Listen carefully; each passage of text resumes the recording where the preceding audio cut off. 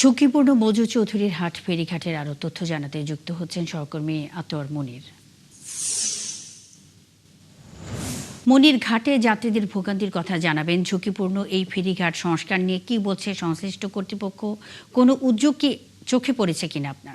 আমি এই মুহূর্তে আছি লক্ষ্মীপুর মধু চৌধুরী ফেরিঘাট। এই ফেরিঘাটে যে অংশে পিছনের অংশে দেখাচ্ছি, এই অংশে মূলত এই বালু অপরিকল্পিতভাবে পরিকল্পনাবিহীন যে বালু ব্যবসা শুরু করেছে, এই বালু ব্যবসা শুরুর কারণে এই বালুর উপরে পানি পড়ে, বৃষ্টির পানি এবং বালু গড়িয়ে এসে এই প্রতিনিয়ত এভাবেই এই যে ফেরিঘাট একটি লো ওয়াটার রয়েছে, অর্থাৎ দুইটা ঘাট রয়েছে। লো ঘাটটি সম্পূর্ণ অংশে ডেবে গেছে। এই বালুর একদিকে বালুর চাপ আর অন্যদিকে বালুর পানির যে স্রোত, এই অংশের কারণে অনেকটাই ডেবে গেছে।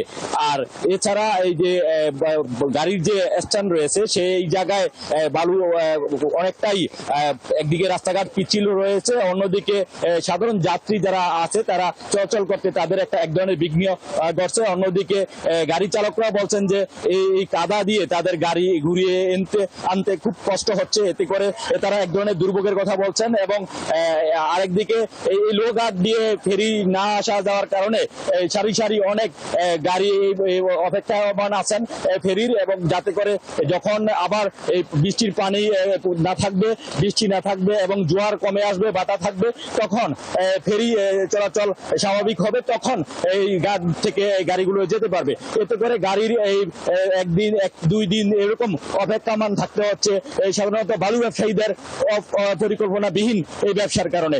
বিষয়টি নিয়ে কথা বলছি জেলা প্রশাসক এস.এম. মেহেদী হাসান। তিনি বলছেন যে তারা কোনো বালু মহল ইজরা দেওয়া হয়নি, তবে এই বালু ব্যবসা যে এই প্রশাসনের নিয়ন্ত্রণে যে করতে হয়, প্রশাসনের অনুমতি যে নিতে হয়, সেই বিষয়টি যদি নজরে দেওয়া হয়, তখন তিনি বলছেন যে এই বালু ব্যবসা যদি সাধারণ মানুষের দুর্ভোগ হয়, সেক্ষেত্রে তারা প্রশাসনের পক্ষ থেকে ব্যবস্থা নেবেন। তবে দুর্ভোগ ইতিমধ্যেই লেগে আছে। মুন্নি।